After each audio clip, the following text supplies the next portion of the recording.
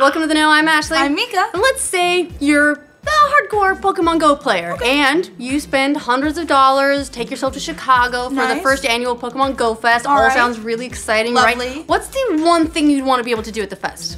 Play Pokemon Go, maybe? Yeah, absolutely. And, Turns out not so much. The first ever fest celebrating the widely popular app was a giant mess, as tens of thousands of people gathered with the hope of catching rare Pokemon, only to be thwarted by overloaded cell phone networks and game-crashing bugs. Yay! What was supposed to be a fun gathering of gamers turned into a Kanto region-sized clusterfuck, the likes of which we haven't seen since, oh my god, Fyre Festival. Remember that train wreck? And DashCon. Oh, DashCon. I wonder if the Pokemon PokeFest had a ball pit. We can only hope. Now, if you don't know what we're talking about here, here's the background. The first annual Pokemon Go Festival was held this weekend at Grant Park in Chicago, and it was packed. About 20,000 people snapped up their $20 wristbands within minutes of going on sale, and given the huge demand, some tickets were resold at almost 10 times their face value. Oh my god. It's a lot. That's Plus, a lot. think of all the people having to fly there, having to get accommodations. Oh my It goodness. gets expensive for a lot of people really quick. And of course, since it was Pokemon Go, the big attraction was the chance to catch some types of Pokemon that were extremely rare or otherwise not even launched yet. Right, like the legendaries premiering at the event. Exactly. So finally, the day of the fest arrived, and some attendees waited hours just to get in. And once inside, instead of sweet, rare Pokemon, fans got, well, nothing. Ooh, yes, mobile networks were down, and several bugs that Niantic admitted were on our side made the game unplayable. Apparently, attendees using AT&T and Verizon networks had the worst outages, which is something you'd think the organizers of the festival would, have planned ahead of time. You'd think that, but then we were all around for the launch of Pokemon Go. Right, does no one remember that? And then think about this. Thousands of people are going to be crammed into a small space trying to play a cell phone game. Maybe they should have gotten some extra coverage. Have you ever been to a music festival? Or a sporting event. Right.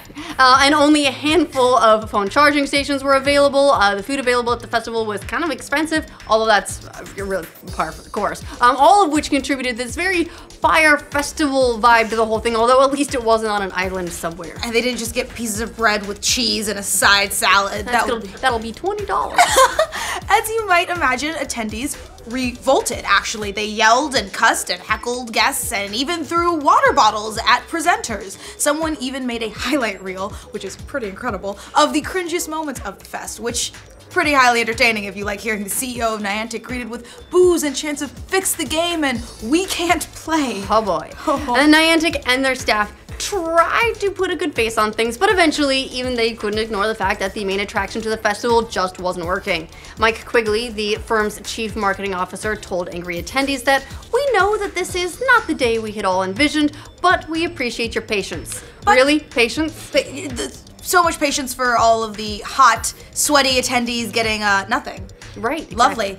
Patience was in pretty short supply, unfortunately. One fan tweeted, "This is the worst time I've ever had doing anything." Wow, that's a lot. Strong words. Strong words. Finally, some people just gave up and tried to get out, but even that was a problem. You'll never escape. I'm not trapped in here with you. You're trapped in here with nothing. Forbes reported one attendee saying, "There's a 20-minute line to leave." To leave! Niantic tried a bunch of different tactics throughout the day to fix the issues, like increasing the radius of the event by 2 miles, which meant that players well outside of Grant Park who didn't pay for wristbands could access the rare Pokemon. But even that, of course, pissed off the attendees, some of who had spent far more than the $20 ticket price of their wristband and were mad that others could just get those exclusive Pokemon for free. Could you imagine just walking down the street? Oh, I wonder what's what's going on. this? Oh, look, Articuno. huh. Thanks, Niantic.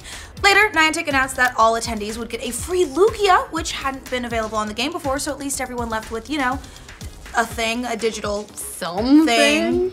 Finally, they did cave and offer full refunds to everyone, so that's at least a good mea culpa, along with $100 worth of Pokecoins to all ticket holders.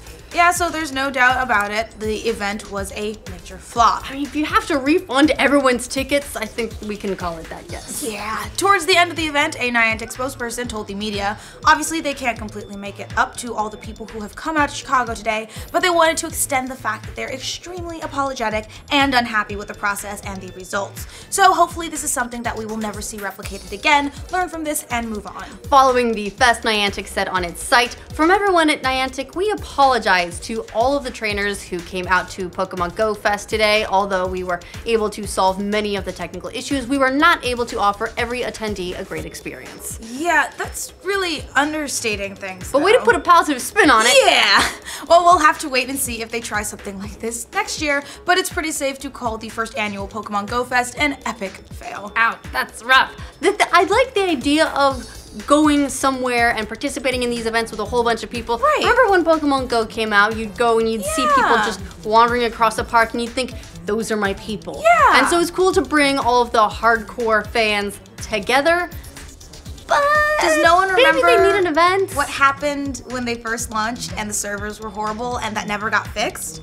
Well, they did by just removing tracking. Right. Anyway, what do you guys think of the disaster that was Pokemon Go Fest? Did you go? I'm so sorry. If you did, let us know what your experience was like in the comments. And for all of your Pokemon Go news, including how they're hopefully going to further make it up to attendees, or if any other franchise decides to make a Fyre Festival-like event, be sure to like this video and subscribe to the know. I mean, I gotta admit, I'm sad I didn't go. Right? I was sad I didn't go to Fyre Fest. I was sad I didn't go to DashCon. I would have loved to just be there and experience the emotion.